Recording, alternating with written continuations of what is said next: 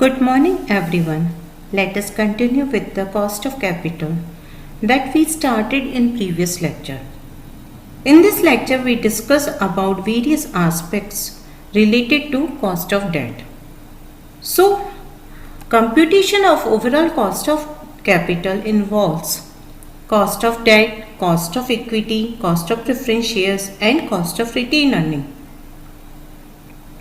All these sources have their own cost, which is known as specific cost of capital. Now I am going to discuss about debt and cost of debt.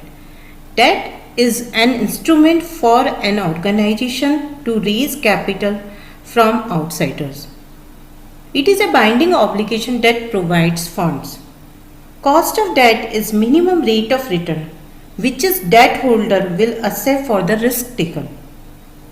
Most important thing, debt is a cheaper source of a fund. The company will get tax benefit because interest is an allowed expenditure for the calculation of tax.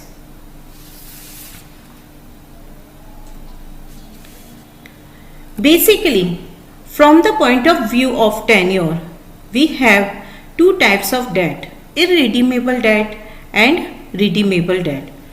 Debt carry a specific date of redemption on the certificate.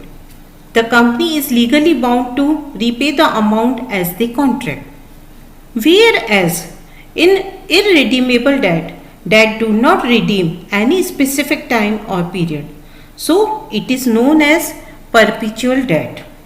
Now let us discuss about how cost is irredeemable debt is being calculated. The formula of cost of debt before tax is interest upon net proceed and multiply by 100. On the other hand, the formula of cost of debt after tax is interest multiplied by 1 minus t and divided by net proceed. Here I stands for interest and P stands for net proceeds. Now question arises, what is the meaning of net proceeds? Net proceeds mean an actual amount received by the company or any person after deducting all costs incurred in the transaction. So, net proceed is being calculated by face value of the debt, add any premium what company gets and subtract any discount what company gives and reduce all issue expenses. Let us take an example to make cost of debt to more clear to you. Suppose a company issue 15% irredeemable debenture of the face value of rupees 100 each. Flotation costs are estimated 5%. Question is, what is cost of debt if company issued debenture at par, 10% premium and 5% discount, and also compute cost of debt in these situations assuming 15% tax. So in this question, the first situation, company has issued the debenture at par. So net proceed is face value, that is 100 rupees minus, here company incurred flotation charge which is 5% of face value, that is 5 rupees. It means when we issue debenture at par, net proceed will be 95 rupees. And cost of debenture is 15.79%. When company has issued the debenture at 10% premium, net proceed will be 100 plus premium 10 rupees minus 5. It means 105.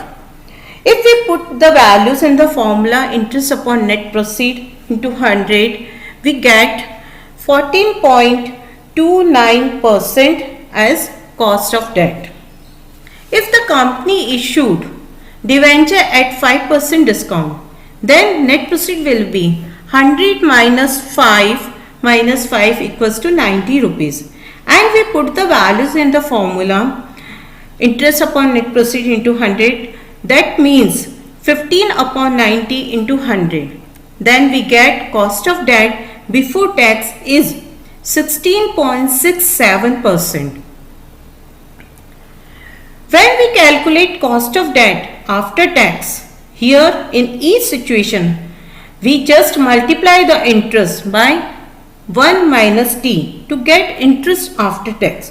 Here tax rate is 50%, interest is 15 rupees. So 15 multiplied by 1 minus tax, that means 1 minus 50%. Then we get interest after tax 7.5 rupees. So cost of debt after tax is 15 multiplied by 1 minus 50% upon 95 into 100 means 7.89% cost of debt after tax when debentures are issued at par. When company issued debenture at 10% premium, then cost of debenture is 7.14%. When company issued the debenture at 5%, then cost of debenture is 8.33%. Now I am going to discuss about cost of redeemable debt. If cost of debenture are redeemed after a certain duration, the cost of debt can be calculated with the help of following formula. Formula is interest plus difference between maturity value and net proceed divided by number of years to maturity and whole divided by average of maturity value and net proceed. We can say cost of debt before tax interest plus maturity value minus net proceed divided by n upon maturity value plus net proceed divided by 2 multiplied by 100. When we calculate cost of debt after tax, interest multiplied by 1 minus t and remaining formula will be same. On the other hand, we can say cost of debt after tax, interest multiplied by 1 minus t plus maturity value minus net proceed divided by n multiplied by 100, a whole divided by maturity value plus net proceed divided by 2. Here I stands as interest on debenture, MP maturity value of debenture and shows number of years to maturity value. Let us take an example of redeemable debenture. A company issued 12% redeemable debenture of rupees 5 lakh redeemable after 10 years at a premium of 5%. The underwriting cost is 5%. Calculate the cost of debenture assuming the corporate tax rate is 50%. Here I equals to 5 lakh into 12% equals to 60,000. Company matured the debenture at 5% premium. Now maturity value is 5 lakh plus 5% of 5 lakh equals to 5 lakh 25,000. Here maturity period is 10 years, so we can say n is 10 years. For the calculation of net proceed, company incurred 5% underwriting cost, that is 5% of 5 lakh is 25,000. So net proceed is 5 lakh minus 25,000 equals to 4 lakh 75,000. When we put all these value in the formula, that is 60,000 plus 5 lakh 25,000 minus 4 lakh 75,000 divided by 10 upon 5 lakh 25,000 plus 4 lakh 75,000 divided by 2 multiplied by 100. We get 13% cost of debt before tax. When we put all values in the formula of cost of debt after tax, that is 60,000 1 minus 50% of tax plus 5 lakh 25,000 minus 4 lakh 75,000 divided by 10 upon average of maturity value and net proceed into 100. Then we get 7%. In the end, we can see that cost of capital is the minimum rate of return and computation of cost of debt helps to know the actual cost of debt. Thank you.